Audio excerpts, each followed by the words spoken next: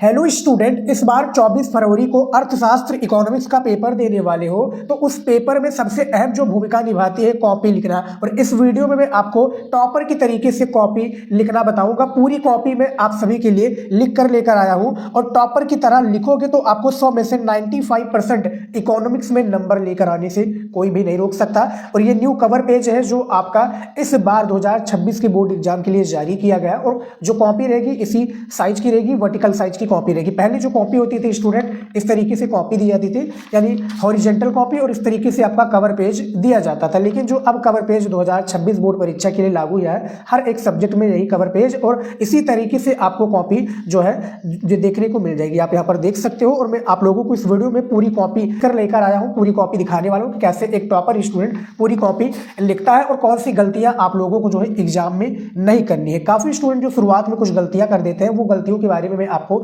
सतर्क करने वाला हूं कि ये गलतियां आपको पेपर में नहीं करनी है। पेपर आप लोग यहां पर देख सकते हो, इसी तरीके से पेपर आपको 24 फरवरी के एग्जाम में, ठीक है। कवर पेज के बारे में बता देता हूं क्योंकि इसमें जो जानकारियां होता है ये फिल करना बहुत ज़्यादा जरूरी है। फिल नहीं करोगे इसमें सारी जानकारियां तो भैया कॉपी चेक नहीं होगी। तो माध्यमिक शिक्षा परिषद उत्तर प्रदेश इंटरमीडिएट का ये कॉपी है। कवर पेज 28 पृष्ठ कवर सहित रहता है। परीक्षा वर्ष 2026। परीक्षार्थी अभ्यास हेतु उत्तर पुस्तिका के किसी भाग में अपना नाम नहीं लिखना है। परीक्षार्थी हेतु महत्वपूर्ण निर्देश दिए गए हैं जो आप लोगों को अच्छे से पढ़ लेना है। 15 मिनट टाइम दिया जाएगा। परीक्षार्थी सभी प्रविष्टियां स्पष्ट रूप से स्वयं भरें। जो जानकारी है स्टूडेंट, ये आप लोगों को स्वयं भरनी है। आप पेपर देने गए हो, आपको प्रवेश पत्र के हिसाब से परीक्षार्थी का अनुक्रमांक अंकों में लिख देना है। इस तरीके से 10 अंक का आपका रोल नंबर होगा, इस तरीके से लिख दीजिएगा कॉपी में। उसके बाद में देखिए परीक्षार्थी का अनुक्रमांक शब्दों में, इस तरीके से आपको शब्दों में जो है अनुक्रमांक लिखना है। विषय आपको लिखना है, जैसे अर्थशास्त्र का पेपर है तो अर्थशास्त्र यहाँ पर आप लिख दीजिएगा। प्रश्न पत्र में केवल लिखना है। और प्रश्न पत्र पर अंकित संकेतांक को क्या कहते हैं स्टूडेंट? पेपर कोड कहते हैं। देखिए 455 AH पेपर का कोड है। इस तरीके से आप लोग पेपर का कोड लिख लीजिएगा। परीक्षा का दिन कौन सा है? परीक्षा का दिन जो है आपका 24 फरवरी को पेपर है, जो पेपर है स्टूडेंट तो मंगलवार का पेपर है, तो मैंने लिख दिया है। परीक्षा तिथि लिख दीजिएगा 24/2/2026। उसके बाद में केंद्र का नाम, यानी जिस सेंटर में, देखिए बालिकाओं का जो सेंटर होता है वो स्थायी रहता है, ठीक है। जिस विद्यालय में वो पढ़ती है वहीं में उनका जो सेंटर रहता है, वहीं में वो पेपर देते हैं। लेकिन जो लड़कों का है भैया वो सेंटर दूर जाता है, ठीक है। तो आपको जहां पर सेंटर गया उसी का नाम लिखना है। उसके बाद में देखिए उपयुक्त प्रविष्टियों का निरीक्षण करें, तो जो जानकारियां भी आपको फिल करनी है, जैसे 3 नंबर रूम नंबर में आप लोग देखिए परीक्षा कक्ष यानी रूम नंबर में जिसमें बैठे हो, जैसे 3 नंबर में बैठे हो तो 3 नंबर यहाँ पर लिख देना है। फिर दिनांक लिख देना है आप लोगों को जिस दिन आप पेपर दे रहे हो। और ये जानकारियां को अच्छे से पढ़ लीजिएगा, कोई कुछ गड़बड़ी तो नहीं है, कुछ गलत तो नहीं लिख दिया, ठीक है, कोई शब्द गलत तो नहीं होगा। ये जानकारी आप लोगों को, ठीक है, पता होनी चाहिए। अब मैं आपको दिखा देता हूँ पेपर के बारे में। देखिए पेपर के बारे में भी जानना जरूरी है, तब आप कॉपी लिखने में जाइएगा। नहीं तो काफ़ी लोग जो जल्दबाजी में कॉपी ही लिखना प्रारंभ कर देते हैं। भैया पूरा पेपर को पढ़िए। जैसे यहाँ पर दिया है अनुक्रमांक, अनुक्रमांक लिख लीजिएगा, नाम लिख लीजिएगा अपना। उसके बाद में 455 AH पेपर का कोड है। 2026 अर्थशास्त्र का पेपर है, पूर्णांक 100 नंबर का रहेगा। समय आपको 3 घंटे 15 मिनट का दिया जाएगा। इसका जो निर्देश होता है स्टूडेंट, ये पढ़ना बहुत ज़्यादा जरूरी है, ठीक है। निर्देश जो होता है वो चेंज भी होता रहता है, लेकिन एक बार आप लोग पेपर में जब जाइएगा 24 फरवरी को पेपर देना, इसका निर्देश जरूर पढ़ लीजिएगा। इसी के अकॉर्डिंग हर एक प्रश्नों का उत्तर आपको जो है कॉपी में लिखना रहता है। और इसी के अकॉर्डिंग मैं पूरी कॉपी लिखकर भी लेकर आया हूँ। जैसे पहला यहाँ पर निर्देश है कि प्रारंभ के 15 मिनट परीक्षार्थियों को प्रश्न पत्र पढ़ने के लिए निर्धारित है, तो बच्चे जो है उनको 15 मिनट पढ़ने के लिए पेपर दिया जाएगा।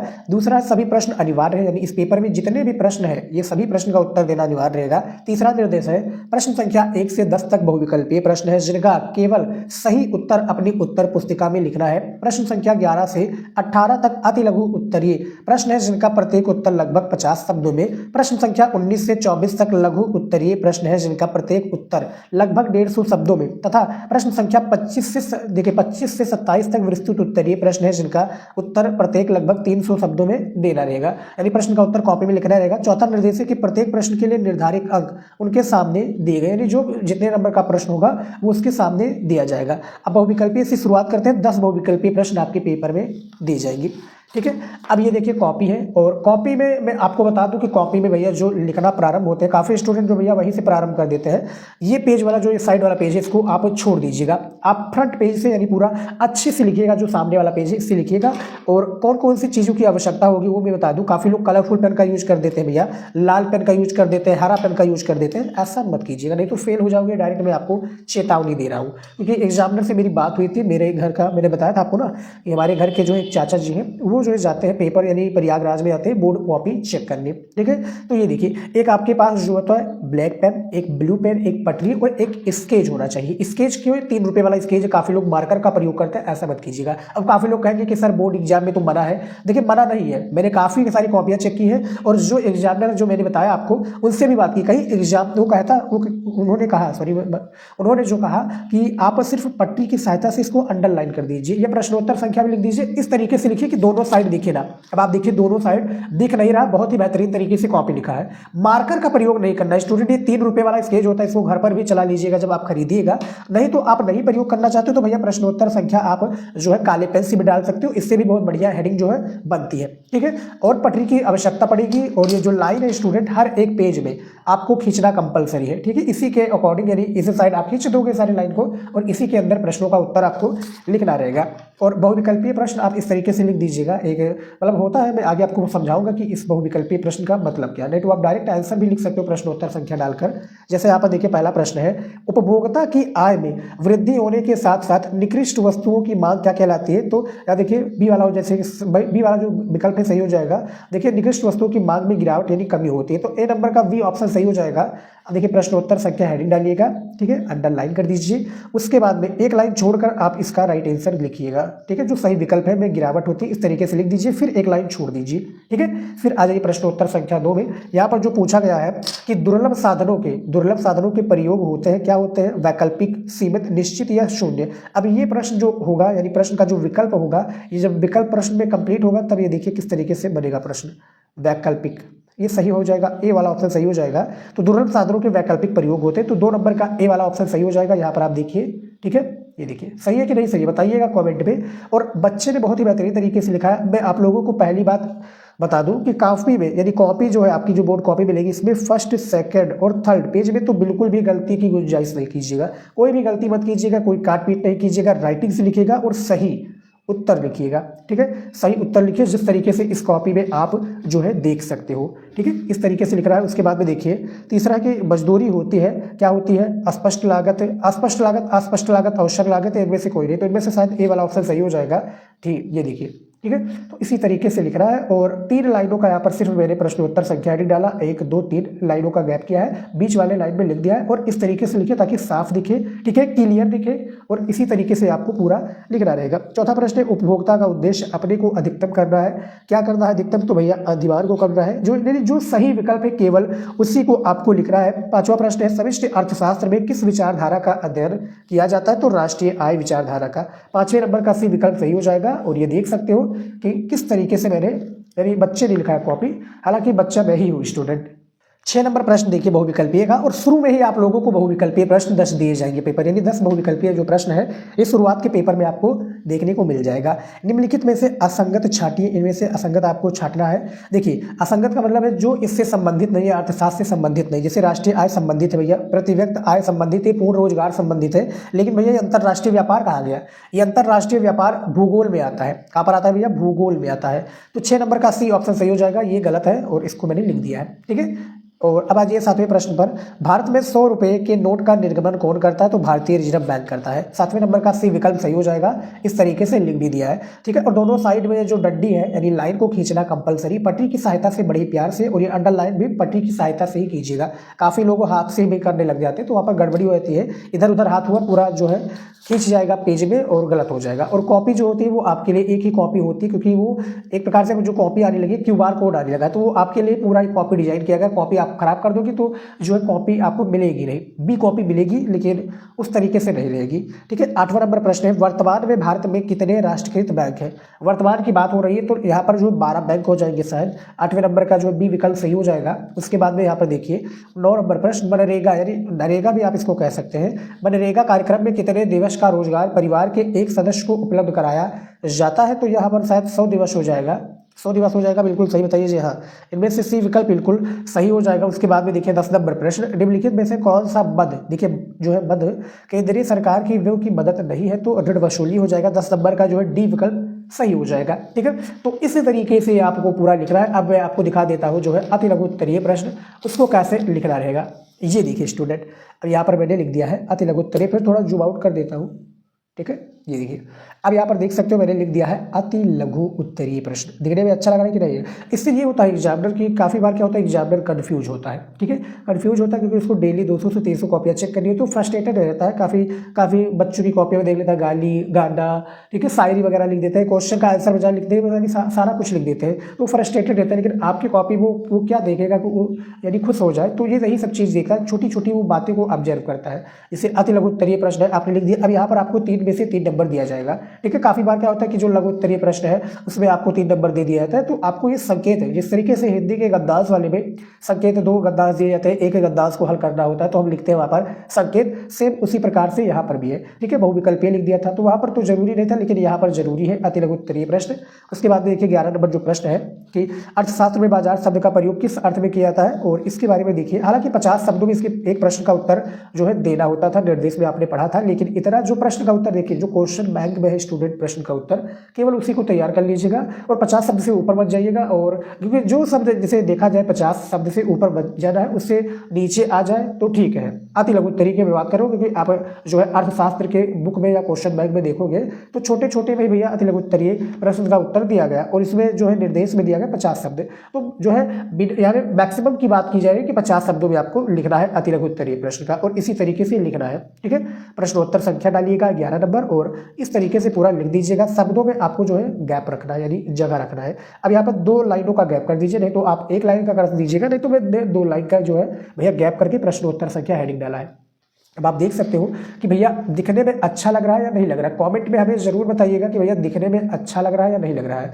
अब प्रश्नोत्तर संख्या 12 पर आ जाइए, ठीक है। यानी उसी तरीके से पूरा 8 ये अति लघु उत्तरीय प्रश्न आपके पेपर में दिए जाते हैं। ये देख सकते हो 8 जो है अति लघु उत्तरीय प्रश्न है, और इसी तरीके से आपको लिखना है। शब्दों में गैप रखिए। और अब देखिए मैं आपको बता दूं कि दूसरा जो पॉइंट है, पहला पॉइंट मैंने बता दिया कि कॉपी में फर्स्ट कवर पेज यानी जो फर्स्ट सेकंड और थर्ड पेज होता है उसमें कोई गड़बड़ी नहीं कीजिएगा।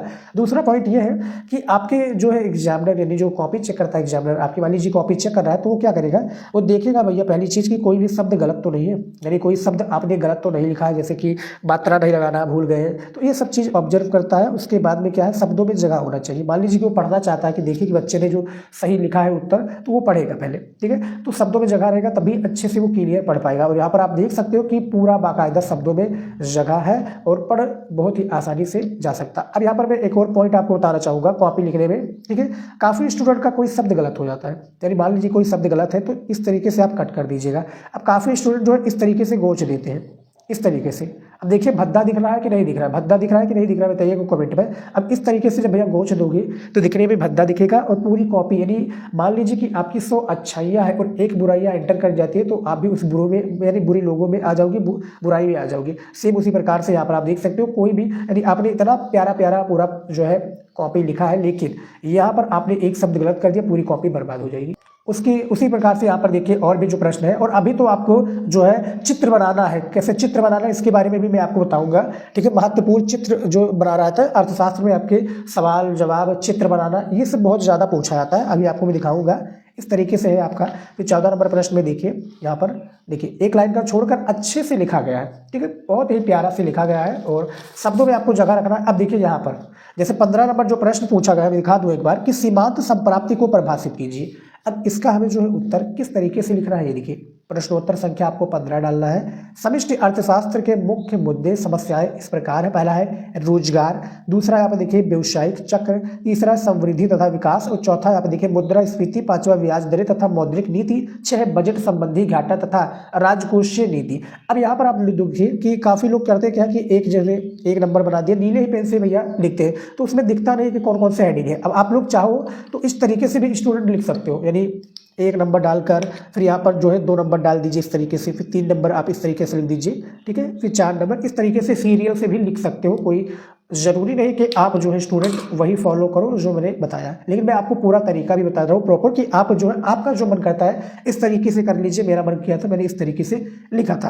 अब देखिए प्रश्नोत्तर संख्या 16 में कि इस तरीके से भी लिखा है, शब्दों में जो है जगह है कि नहीं ये बताइए, जगह है। और राइटिंग कैसी है मेरी ये भी कॉमेंट में आप बता दीजिए स्टूडेंट। 10 में से मान लीजिए कि आप इसमें राइटिंग पर मुझे नंबर देना चाहते हो तो कितना नंबर दोगे आप लोग ये बताइएगा स्टूडेंट, ठीक है।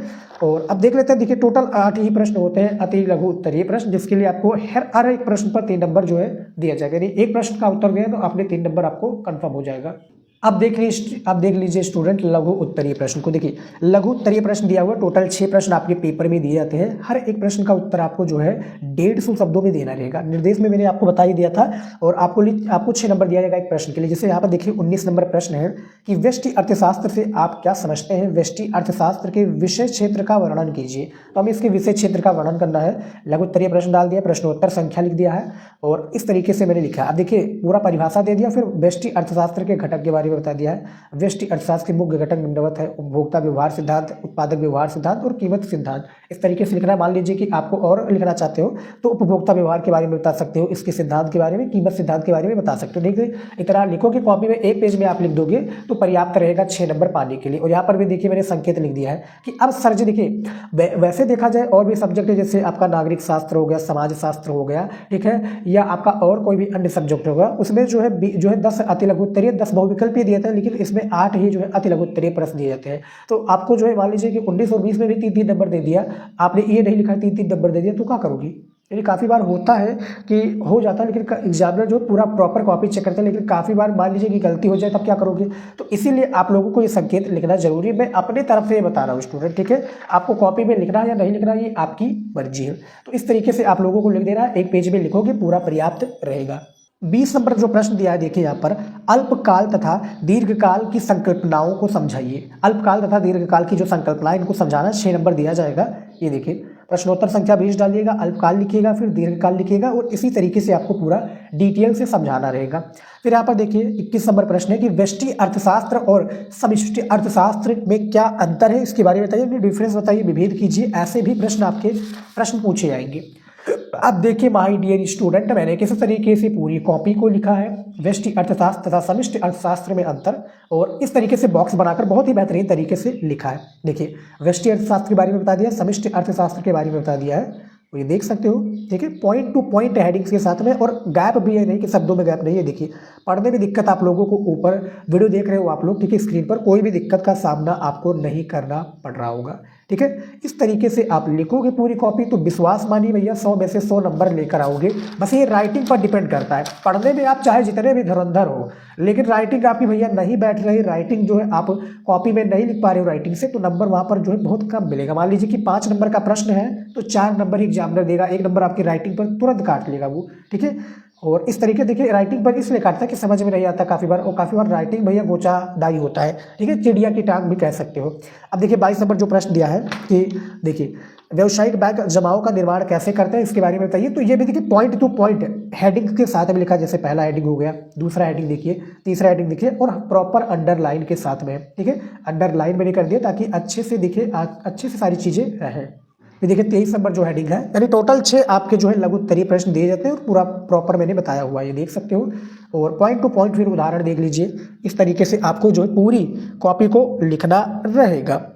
अब देखिए यहाँ पर जो पैराग्राफ थोड़ा बड़ा हो गया है, लेकिन यहाँ पर काफ़ी लोग जो पैराग्राफ बड़ा कर देते हैं, लेकिन वो थोड़ा जो है जगह नहीं रखते हैं, तो जगह रखिए और जो आपको महत्वपूर्ण चीज़ें लगे या पॉइंट लगे तुरंत हाईलाइट कर दीजिए काली पेन से। इससे क्या होता है, एग्जामिनर को पता चलता है कि बच्चे को जो तरीका मालूम है कैसे लिखा जाता है, और एग्जामिनर का फोकस वही पॉइंट पर जाएगा। देखिएगा भैया बच्चे ने बहुत ही खूबसूरती से लिखा है, तो जहाँ पर आपका नंबर कम हो रहा होगा या आपने नहीं लिखा सही से, वहाँ पर नंबर बढ़ा देगा। ये पॉइंट होता है, ये तरीका होता है स्टूडेंट, ये आप याद रखिए। अब आ जाइए अगले प्रश्न पे। देखिए विस्तृत उत्तरीय प्रश्न दिया हुआ है, जो कि टोटल आपको 3 ही प्रश्न का उत्तर देना है। टोटल 6 प्रश्न आपके पेपर में दिए जाते हैं। हर एक प्रश्न का उत्तर जो है आप लोगों को 300 शब्दों में देना है, जिसके लिए आपको 10 नंबर दिया जाएगा। जैसे यहाँ पर देखिए 25 नंबर प्रश्न है, मांग के नियम से आप क्या समझते हैं, एक उदाहरण और चित्र की सहायता से इसे समझाइए। अथवा करके प्रश्न है, मांग की लोच क्या है, इसे मापने की प्रतिशत रीति को समझाइए। तो आपके सामने स्टूडेंट आपके स्क्रीन पर 2 विकल्प है, और इनमें से मैंने 25 वाला प्रश्न का उत्तर दिया है, दिखा देता हूँ कॉपी में। देखिए स्टूडेंट विस्तृत उत्तरीय प्रश्न लिख दिया, यहाँ पर भी प्रश्नोत्तर संख्या जो 25 था। मान लीजिए कि मैं अथवा वाला प्रश्न का उत्तर देता है यहाँ पर, तो मैं अथवा वाला लिख देता, यहाँ पर अथवा लिख देता ये सामने, ठीक है। नहीं दिया है तो मैंने सिर्फ लिख दिया, एग्जामिनर समझ जाएगा। और यहाँ पर चित्र बनाने के लिए पूछा गया था, तो ये चित्र मैंने बना दिया है, ठीक है। प्रति इकाई मूल्य, मांगी गई मात्रा, फिर मांग वक्र देख सकते हो, ठीक है। इस तरीके से मैंने पूरा चित्र बनाया है, और भी मैं आपको दिखा देता हूँ प्रश्न का उत्तर। देखिए, नियम के अपवाद, प्रदर्शन, उपभोग वाली वस्तुएं, गिफन वस्तुएं, फिर उपभोक्ता की जांच। स्टेप बाय स्टेप लिखिए, एक एक लाइन छोड़कर, और अच्छे से लिखिए, राइटिंग से लिखिए। राइटिंग कैसे सुधारनी उसके लिए भी मैंने आपको काफ़ी बार वीडियो में बताया भी हुआ है। 26 नंबर प्रश्न में आ जाइए। इस तरीके से मैंने सारे प्रश्न का उत्तर दिया है, और लगभग 300 शब्दों में, लगभग मैं मान कर चलो मोटा माटी कह सकते हैं कि 2 शब्दों में यानी 2 पेज में लिख दोगे, 2 से 3 पेज में लिख दोगे तो काफ़ी रहेगा। फिर देखिए, सकल घरेलू उत्पाद, उसके बाद में सकल घरेलू उत्पाद के बारे में बताया गया है। पैराग्राफ थोड़ा लंबा, लेकिन शब्दों में गैप रखिए, राइटिंग से लिखिए तो पूरा नंबर एग्जामिनर देगा, एक भी नंबर ना ही कट करेगा। अब आ जाइए 27 नंबर प्रश्न में। जैसे देखिए, आखिरी प्रश्न है 27 नंबर की, मुद्रा की प्रारंभिक अथवा अनिवार्य सेवाएं क्या है, अथवा करके बताइए। राजस्व प्राप्तियां एवं व्ययों में पूंजीगत प्राप्तियां एवं व्ययों में भेद कीजिए। 10 नंबर का प्रश्न है, ठीक है, और इसका उत्तर मैंने बताया अथवा वाला। जैसे राजस्व प्राप्तियों के बारे में मैंने बताया, प्रश्न देख सकते हो, ठीक है, हेडिंग डाला है मैंने अच्छे से और लिख दिया है। फिर पूंजी बजट के बारे में हेडिंग डाला है, इस तरीके से लिख दिया है। फिर यहाँ पर मैंने इस तरीके से पूरी कॉपी को जो है लिखा है। तो इस तरीके से डियर स्टूडेंट पूरी कॉपी को लिखोगे, और जो मैंने गलतियाँ बताई हैं कि आप गलतियाँ नहीं करना है, फर्स्ट सेकंड थर्ड पेज में बिल्कुल भी मत गलतियाँ करिएगा। First impression is the last impression होता है, ठीक है। एग्जामिनर क्या देखता है, क्वालिटी देखता है, क्वांटिटी नहीं देखता है, ये याद रखिएगा। क्वालिटी आपकी कैसी है कॉपी की, ये देखता है। राइटिंग कैसी है आप लोगों की, ये देखता है। कौन सी गलती आप लोगों ने कही है, ये देखता है। काट पीट आपने नहीं की, ये देखता है, ठीक है। तो वीडियो आपको बहुत ही हेल्पफुल लगा होगा, वीडियो को लाइक कर दीजिएगा। और भी किसी टॉपिक पर वीडियो चाहिए, मिलते हैं नेक्स्ट वीडियो में नए टॉपिक के साथ। जय हिंद।